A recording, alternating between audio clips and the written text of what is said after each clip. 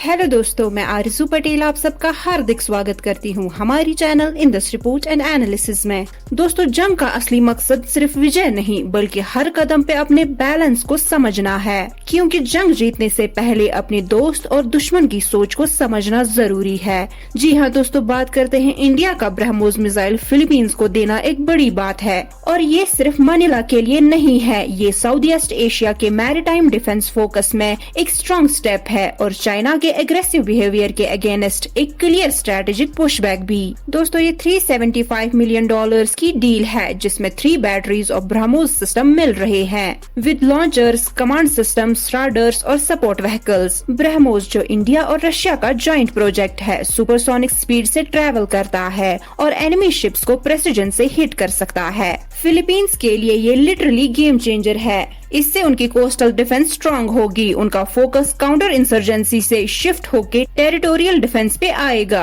और उनका military modernisation plan specially horizon 3 phase काफी बूस्ट होगा। हिमार्स MLRS जैसे अमेरिकन सिस्टम्स भी कंसिडर हो रहे हैं, लेकिन ब्रह्मोस उनको एक रियल एंटी शिप एडवांटेज देता है, स्पेशली साउथ चाइना सी जैसे कंटेस्टेड जोन्स में। इंडिया के लिए भी ये डील सिर्फ एक एक्सपोर्ट सक्सेस नहीं है, ये एक्ट ईस्ट पॉलिसी का एक मेजर मूव है। इंडिया अपने रीजनल पार्टनर्स को आर्म करके चाइना के इन्फ्लुएंस को काउंटर कर रहा है और इंडो पैसिफिक में अपनी स्ट्रेटेजिक टाइज डीपन कर रहा है। इस डील के बाद फ्यूचर सेल्स का डोर भी ओपन हो गया है। फिलीपींस और ब्रह्मोस सिस्टम्स लेना चाहता है और इंडोनेशिया जैसे कंट्रीज भी इंटरेस्टेड है, लेकिन चैलेंजेस भी है। फिलीपींस को अभी भी sensor gaps, over the horizon radar limitations और इंटेलिजेंस इंटीग्रेशन जैसे इश्यूज फेस करने पड़ेंगे। इन सपोर्ट सिस्टम्स के बिना इवन ब्रह्मोस जैसे मिसाइल्स का फुल पोटेंशियल यूटिलाइज नहीं हो पाएगा।